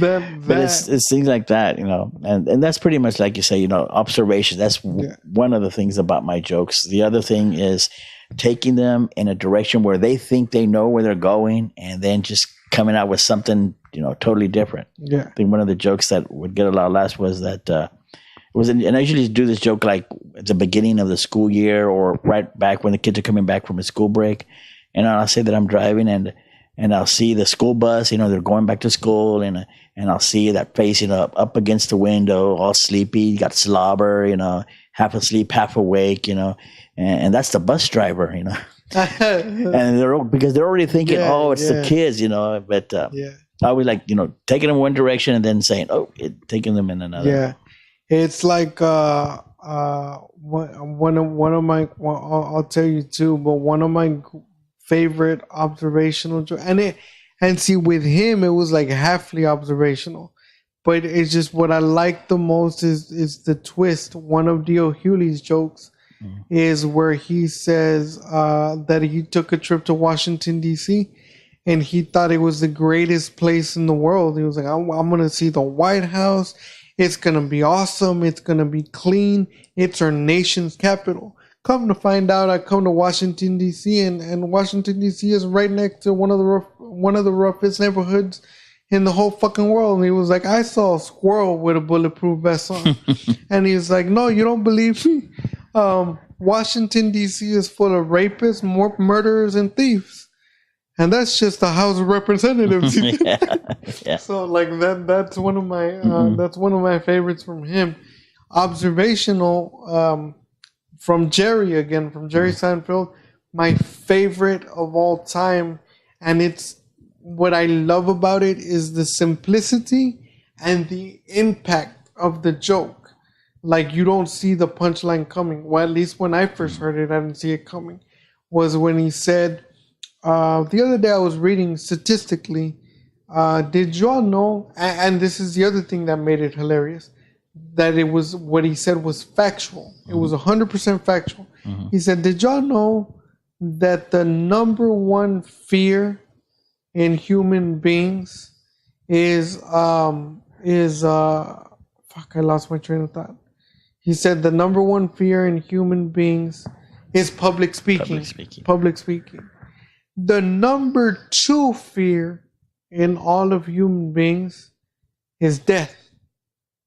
And then he said, so next time you're in a funeral, just think that the guy doing the eulogy thinks it's better off being in a box.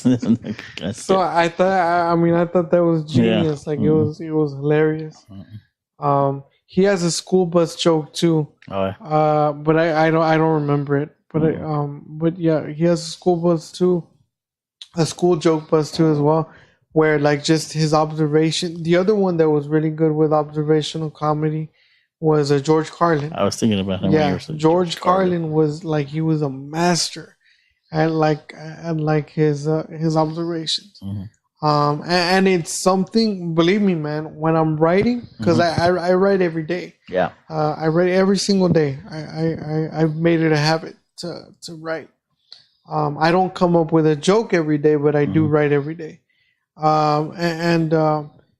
As I write, daily, I always think, I've been trying to work on like observations, and they come to me, but they're not as strong as Jerry's, and because I think of like Carlin and George Carlin. So I don't really use them because I've been trying to get to that point where I was like, maybe I can be good at observational comedy if I just really work at it.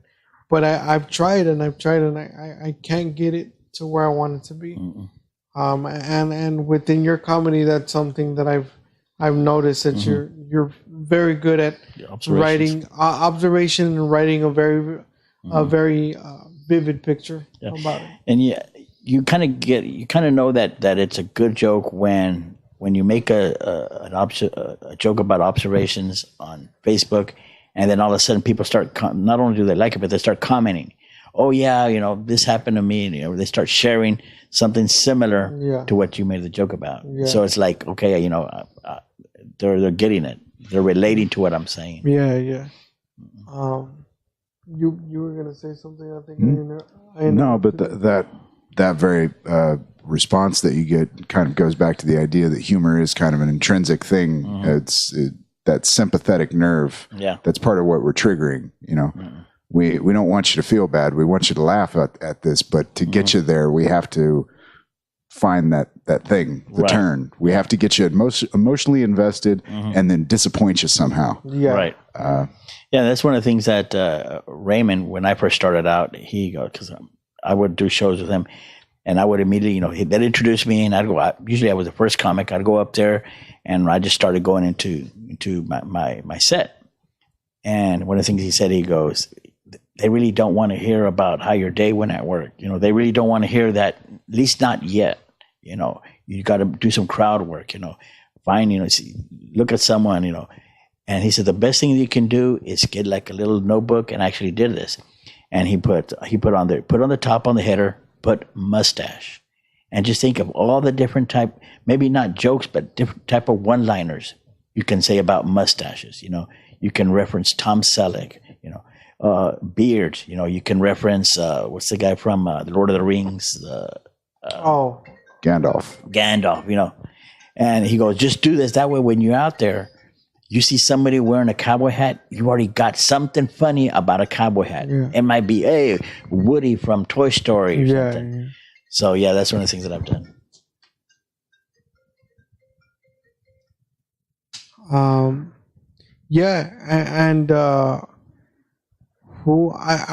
got the same advice, not verbally from somebody, but I picked it up because I was reading a book or an excerpt of a book. It was called the DNA of Comedy, and I think it was from Jerry Corley. Jerry Corley wrote for 8 years for The Tonight Show, and I got that from him. He explained the same process. You take a word or a phrase, but he said the same thing. He was like, it's a lot easier if you do it with a word. You take that word, and he said the same thing. You write it at the top, and try to think as many things that are related to that, or that describe it, or that blatantly point out something funny in it. And then out of those words, your next task is trying to make sentences from those words. Yeah. And he's like, believe me, once you start doing it, like it'll flush out. It'll flush out on its own. I tried it, and I'm not gonna lie, that's how I came up with one joke that actually worked on stage, and it worked really well. Yeah. And now that I think about it, maybe I should start doing that again. Yeah. Yeah, I've got a little book, and like I said, every page on the top, it has something different. A vest, those little vests. If someone's wearing a vest, you make a joke that, he's one of the caterers, or, if it's a big guy wearing a vest, he looks, he's a shamu, black and white. So I've never seen Raymond perform at all, and I don't think I've even ever seen footage. But does he, is that how he starts? Like, he starts with the crowd? Oh, yeah. Yeah, he'll go up there and he'll start with the crowd work. He'll point people out, whether it's someone wearing a cowboy hat or some huge guy. I mean, anything, he'll do the crowd work, and he's real good at it. And then he'll start his. He'll go into his set. I mean, it's not like he does the crowd work. Somehow he'll just blend it, just like you don't even notice it. You're laughing at the crowd work that he's doing. And before you know it, he's already making jokes about his grandfather. He's making jokes about, something else. But yeah. So then he does. I get it. He does the crowd work, and then he transitions into his set. Yeah, I got you. That's something that I do think I need to get back to, because like I said, with a lot of my stuff is like personal, and like what I go through and my experiences and stuff like that. And then I just write it out. I write out the idea or whatever, just plain, without trying to be funny, without me. And then once I look at the idea is where I start tweaking it. I can move this here. I can say it like this. Yeah. I can add this, remove that. And that's usually my actual physical writing process. That's how I go through it, and I weed it out. Yeah. Or I've told Sean before, there's sometimes that just the punchline just comes to me. Oh yeah. And it's like, oh man, that would be funny, but how would I set it up? So then I have to go backwards and be like, how can I use a setup that would make this punchline work? So yeah, that's just pretty much. And then so I've told him too that sometimes I do that, and I work on a joke somewhat, like I work on it and work on it. Sometimes I'll work on it for like a month. Oh yeah. And then I feel like I finally got it down. I got it down to how I want it. Then I go perform it. Yeah. And I get no laughs. Yeah, that's happened. Like no laughs at all. Right. That's happened. That's happened. And I remember that happened to me once. It hasn't been recent because I haven't been there in a while. But I used to perform a lot at this place on Olana here in McAllen, Luna Coffee House. Yeah. They hold an open mic on Saturdays. And I performed there a lot. And I remember I did this joke, and I like I said, I wrote it and I worked on it for like a month. Took it there, did it. I didn't get a reaction. And I'm not gonna lie, it made me feel some kind of way inside. So I pointed it out, and I didn't throw it back at them. Yeah. All I said was, "Really, guys, 1 month working on that fucking joke, and y'all ain't even gonna give me one laugh." And then one person in the back laughed.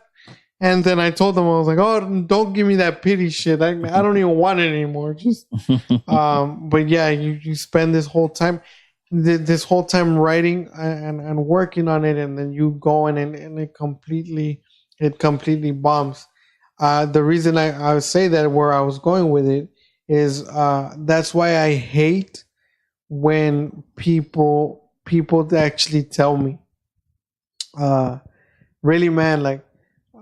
Really, how hard can it be to go up there and tell a couple jokes?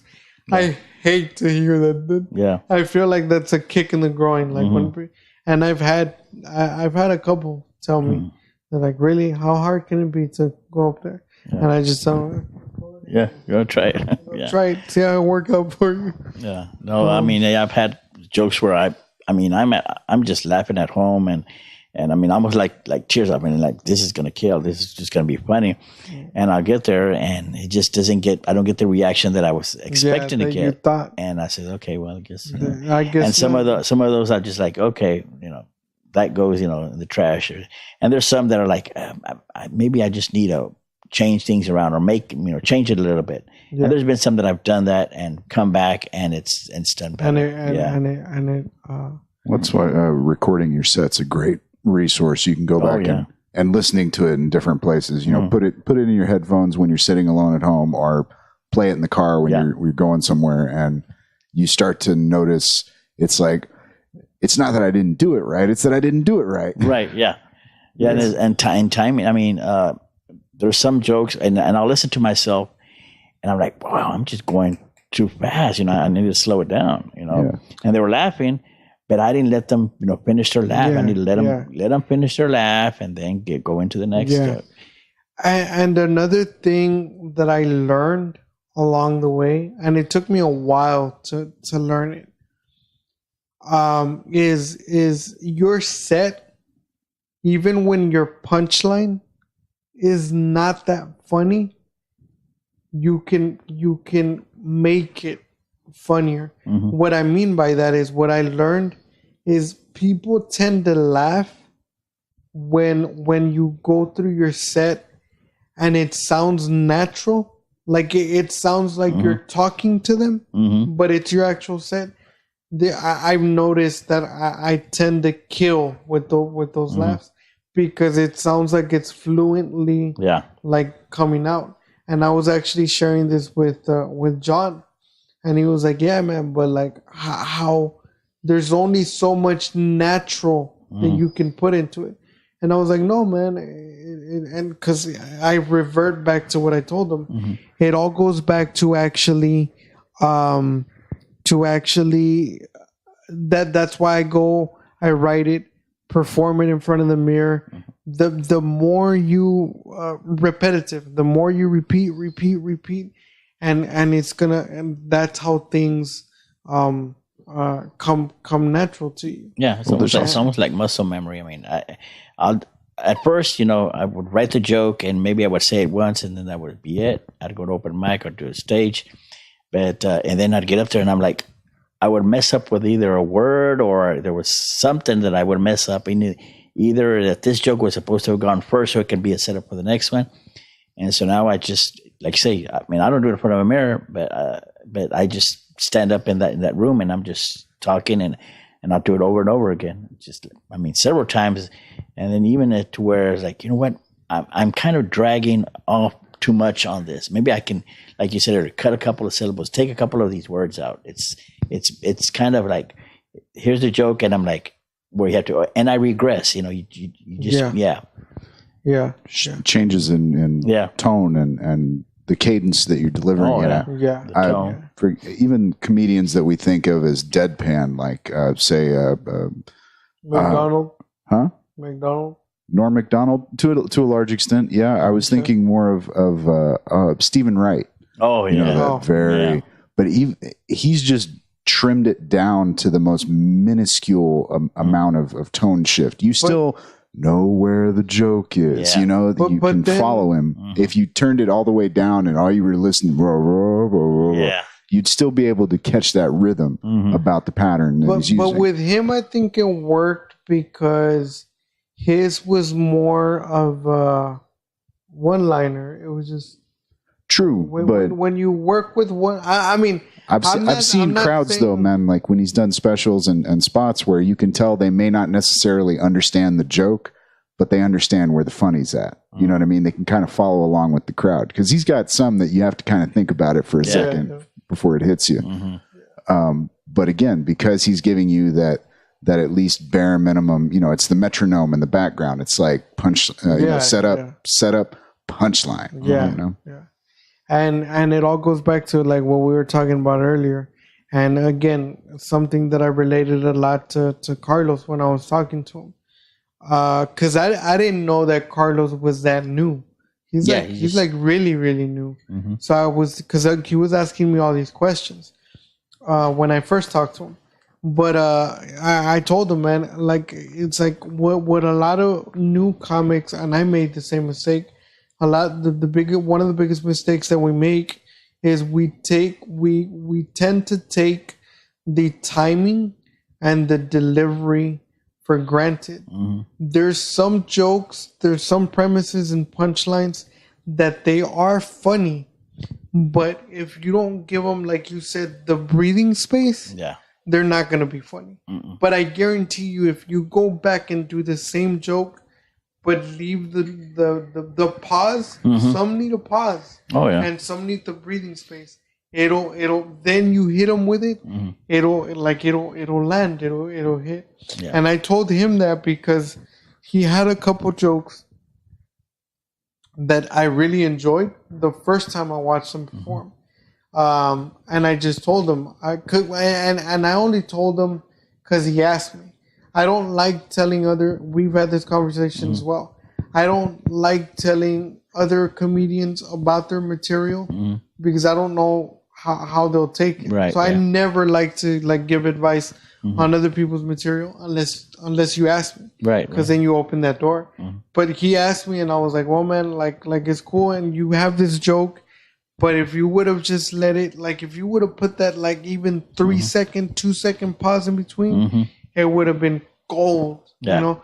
And it felt good for me because the next time he performed it, like it worked. And he did that. He was like, he put that pause and then he went on and it worked. And I told him, I was like, see, man, I saw you picked up on it. And I was like, it's those little things that new comedians, they feel like, oh, like the delivery and that doesn't matter. Like it's the wording and the punchline that needs to be funny. It's like, oh man, no, it's the timing. It's like the timing and the delivery. Right. Well, there are elements that you can't use. Like the idea of the callback requires that you have some kind of through line through the whole bit, so that when you drop the callback, they've got the narrative in their head and they can go. That's what he was talking about. And that's why with callbacks, it's very important, kind of going on with what you're saying, that you keep that string alive throughout your whole set.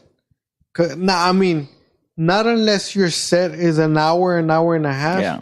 Maybe when it's an hour and a half, you can get away with carrying it for like 30 minutes. Well, that's kind of where the pauses come in, man. Is like if you can't give them, a couple of seconds of silence and have them all of a sudden like, oh, they're gonna forget who I am, why I'm up here, and what I'm talking about. Yeah. It's like no. If you can get them, if you got them in that rhythm where they hear your words, they hear a little bit of silence, they're comfortable with that, and then you come back at them. It's all about that natural thing, kind of like you were talking about with Raymond and the crowd work. It's all about like let's get us all in the same mode here. We're at the party. We're in the backyard. We're having a conversation. I just happen to be the one up front talking because I'm the most interesting person in the room. Yeah. So And it's what I said earlier towards the beginning. It's building that I don't want to say too much or lean on too much rapport, but it's building the comfort level. Yeah. It's kind of like what Raymond was telling you. You bring them in, you make them feel comfortable, you use crowd work or whatever you feel that you need to use to bring them in and feel comfortable. Because then once you get them to that comfort level, then you can really start poking and making them laugh. Because they now feel comfortable. Hey, he's gonna say this, he's gonna say that, but it's okay. You need and I've told Sean that too. Like you need to get them to the point where no matter what you say, like they feel okay because you made them feel it's okay to laugh. And me more so because and we've said this plenty of times. I've told Sean before that a lot of the times I feel that if I don't point out my elephant in the room, which is my disability from the beginning, like I lose them. Yeah. And I've done it before. I've done it where I've started, I've gone through my set and I didn't address anything about it. And then after a while, they just they start looking at me, and especially like if it's at a bar, they're like, is he all right? Does he know that, and then, so what that takes the attention from your set, and then they don't laugh, they don't engage because they're totally paying attention to something else. But I told them that's why I find it crucial to like point out the elephant in the room, make them feel comfortable with it, and then everything else rolls smoothly. Shit, you setting anything up recently? Well, I got that one show that you had told me about. That's Friday. Right. Who else is going to be there? Do you know? I believe Leroy Lopez is going to be on the show as well. Cool. I'm not sure if any of the other comics are doing it, but we'll be out there Friday the 21st at the Give a Hand charity fundraiser, printing them 3D arms for kids. Yeah, awesome. I'm sorry, dude. I completely forgot. You're gonna be there. You were gonna be at the event. At the event, I think he said at 10:00 as I go up because it's from 6 to 12 if I'm not mistaken. That may be the case. 6 to 12. But he said, I go up at 10:00. So I've got that. That's this Friday, and then the following Friday I have one at Prim's Place, and that's with Mario and Gibbs Sod from El Paso. And he does comedy and he also does magic. So he's a magician. So we're looking forward to that as well. You have those two. Those two, and then in October 23rd, the city of McAllen called me, and I need to find out who recommended me because the person that called me was this woman, and she says we're looking for entertainment. We're gonna have a banquet. It's a luncheon. We're gonna have awards given out to our employees. And we wanted some comedy, and but we said that because it's a city, and we need to be clean comedy. And Andy suggested you, and I says, Andy who? And she says, I don't know. All I know is that his name is Andy. He works for the city, but he suggested that we give you a call. So so that's on October 23rd, and it's a luncheon, a banquet. They're going to be giving awards, and then I'll be doing comedy during their lunch. One of the things that I told them is that, I've never really liked doing comedy while they're eating. Exactly. You want to make sure that they're done with whatever prior activity they were doing, so that you can. It's easier to get and sustain their full attention. Yeah, I completely agree. and with that's that. one thing that I asked her. I said, I mean, are they going to be serving themselves? Are they going to be getting up in line, or will these plates be taken to them? She says, "Oh no, they're going to sit down. The plate's going to be there already." I said, "Well, I would like to at least, after they've started eating, and then maybe start doing some comedy. I mean, just don't want to do while they're eating, Yeah. So, but yeah, she said that wouldn't be a problem. And So I that got was that. when on October. October 23rd. Gotcha. That's a Wednesday. And then I'm still up in the air. October 26th is my birthday. Don't know if I'm going to do something on that day as far as comedy there in Alamo at Prim's place. That's still up in the air. According to John Thomas, he's already got a couple pages worth of roast jokes for you. Yeah. So he's one of the persons that because they said they wanted to make it kind of a roast, and I said, yeah, okay. I'm thinking more than likely we'll do it and just have everybody go out there and just say a couple of jokes about me, And I was thinking of maybe even getting people there from Alamo, some elected officials that I've made jokes about. Yeah. Give them the opportunity to make jokes about me as well. Yeah, gotcha. you were setting up some shows with the city of Alamo for a while there, right? Yeah, for a while. I think one of the first ones we did was a Watermelon Festival. That's Raymond, Sonia, Mario, and me. And I really don't like doing festivals. The thing about festivals is that there's just so much going on. A lot of times people aren't really paying attention. You got kids on rides, you got people at food booths, and they're really not, paying attention to what the comedian's doing or saying. So, but that one we've done a festival before. Okay. But yeah. I don't know. I was gonna ask you something else. Yeah. But you said you had that one on the 23rd. You might do the roast on the 26th. On the 26th. And all of these events, not all of them. I know the festival and everything. But most of these events, you're organizing? Or? Yeah, most of them, I'll organize them. Yeah, I'll organize them. Well, shit, man. Yeah. Damn it, Sean, I'm telling you, I need a clean set. I need a clean set. Ain't nobody stopping you. Yeah. I ain't going to twist your arm. That's cool, man.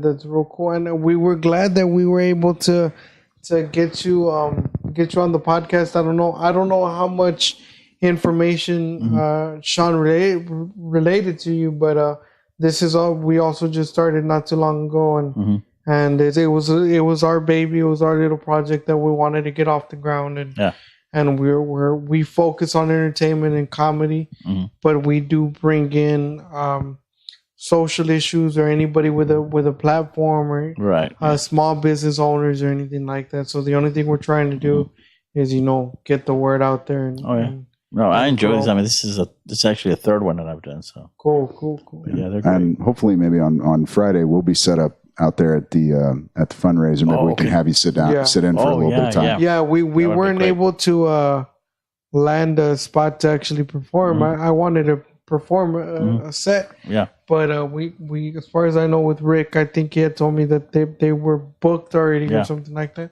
But he was like, we can get you a spot so you can set up and maybe record an episode from there. So that's what we're gonna. Yeah. That's what we're going to be doing. That would be awesome. So we'll be out there doing sporadic recordings. Not going to be doing the entire 6-hour run. That would be a definitely bit much. Not. Yeah. But let me know. Well, he'll probably send me some sort of schedule. But I want to go out there and support Leroy also. I know they want to save the comedy for a little later in the evening. That way, the chillins can go home. And, that's one of the things he said. Yeah. And this is the part where now we actually have you give out your social media and where people can find you and where they can follow you. The only thing I got right now is Facebook, and it's Rick Cano, but I misspelled my name. It's instead of RICK, it's RLCK. Really? Yeah. A lot of people don't notice that. I've never noticed. That's for the public page as well. Well, no, I just had no. that. I thought you had a comedian page. Oh, well, yeah. But that's really called like Funny Bone. I call it Funny Bones, but it's really not like me making it. It's sort of like just sharing jokes from other people, and it's more like memes, announcements about upcoming comedy shows, stuff like that. Okay. But yeah, mostly just my Facebook. But in your personal one, it's Rick Cano and it's an L. It's not instead of an L, instead of an I, it's an L. I never noticed that. Yeah, it's hard to know because it's just it looks like an I, but if you really take a look at it, it's RLCK. The only time I remember is when I'm trying to tag you in something, and then I get frustrated, like, why the fuck? Well, Yes, and a lot of people will tell me that because I tried tagging it. I said, it's R, and they're like, why did you do that? And I really don't want to get into it, but it involves something, someone got real upset about something and went as far as making and they don't even live here in the valley. They lived in another state. I completely understand. They lived in another state, and they're like, so. And, I got you. But they just wouldn't go away. But it's RLCK. And you only have you said you only have Facebook, right? Facebook and like the page, but it's the page is called Funny Bones, but it's really more just memes and other people's funny stuff that I share on that one. Gotcha. I'm guessing you don't use it, but I was thinking you were on Twitter at some point. At some point I was on Twitter. Yeah. Just not using it. Yeah, anymore. I'm not using it. Okay. Well, you heard it, folks. And if people want to book you, can people book you? Oh yeah, absolutely. They can. If they add me on Facebook, they can get in contact with me on Facebook, or my phone number is 956-227-6027. And then call me, and So then you're completely comfortable with giving your number. Oh yeah, I'm okay. A lot of people aren't, What I'm saying? Yeah, no, I don't have a problem with that. All right, so just because I know you get booked for shows, I wanted to make sure you get that opportunity if people want to book you. Oh yeah. So they can get directly in contact with you. Cool. I want to do the. If you'd like to get in touch with me, you can find me at Hatfield Stand Up at gmail.com, as well as Hatfield Stand Up on Facebook and Twitter, and Sean Hatfield on YouTube. You'll know it's me because my pretty face is on it. And damn it, Sean, we've done this 20 times now. Do you have anything coming up? Huh? Oh yeah, actually, I'll be hosting this week at the Wednesday night comedy show at Cine El Rey. I believe the headliner will be George Anthony. Roy Alex Gomez will be on the show, as well as Tori Poole and AJ Graces. I don't something like that. There's no flyer out yet. I just got the information. I know Roy. And I know Sean, but I don't know who the other. Yeah. Cool. Mm-hmm. Anything else outside of that? Mad Laughter Podcast at shoutengine.com/Mad Laughter. As well as on YouTube under Sean Hatfield. Again, you can find my pretty face. Gotcha. Cool. As far as me, you can find me on Facebook, Twitter, and Instagram at Freddy G across the board. And I do have a show. Me and Sean will have a show. We're actually going to be recording our podcast from all three of us on the 21st from the charity event. And it's called what again? I'm sorry. Lend a hand. Lend a hand. Give a hand. Give lend a hand. Give a hand. I had it right the first time. Levity Yebedia Cultura. In downtown McAllen. So if you all want to come through and check it out, donations are very welcome and support the charity event. I also do have a show coming up on the 26th at Cine El Rey. I will be. I'm not gonna say co-headlining because that would be wrong, but I'm on the card with Stacey Anderson. So if you've never seen me live, or even if you've seen me live before, you want to go ahead and do it again, come check me out. I got tickets now, so hit me up for those tickets on September the 26th. And what else?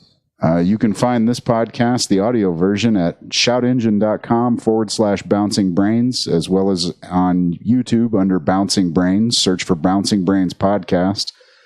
You can get in touch with us at bouncingbrainspodcast@gmail.com, as well as facebook.com/Bouncing Brains. We have a Facebook group, so you can get on there and complain and argue and do whatever you want. Or you can say kind words about us if you feel like being a decent human being. Definitely. We're not holding our breath. And also, did you mention Stitcher? Oh, yeah. We're available on Stitcher. We're also not, because that one's fairly new. We just got on Stitcher. So for the audio version of it, you can find the podcast on Stitcher as well. And we're coming soon to Apple Podcasts and Google Podcasts. So, and any other platform that'll let us through the door. Exactly. So stay on the lookout for that. And you got anything else? No, that's it. Just thanks for inviting me here. It was great. Awesome. Great to have you, Rick. Yep. Thanks. Awesome. And until next time, y'all have a good night. Good night. Good night.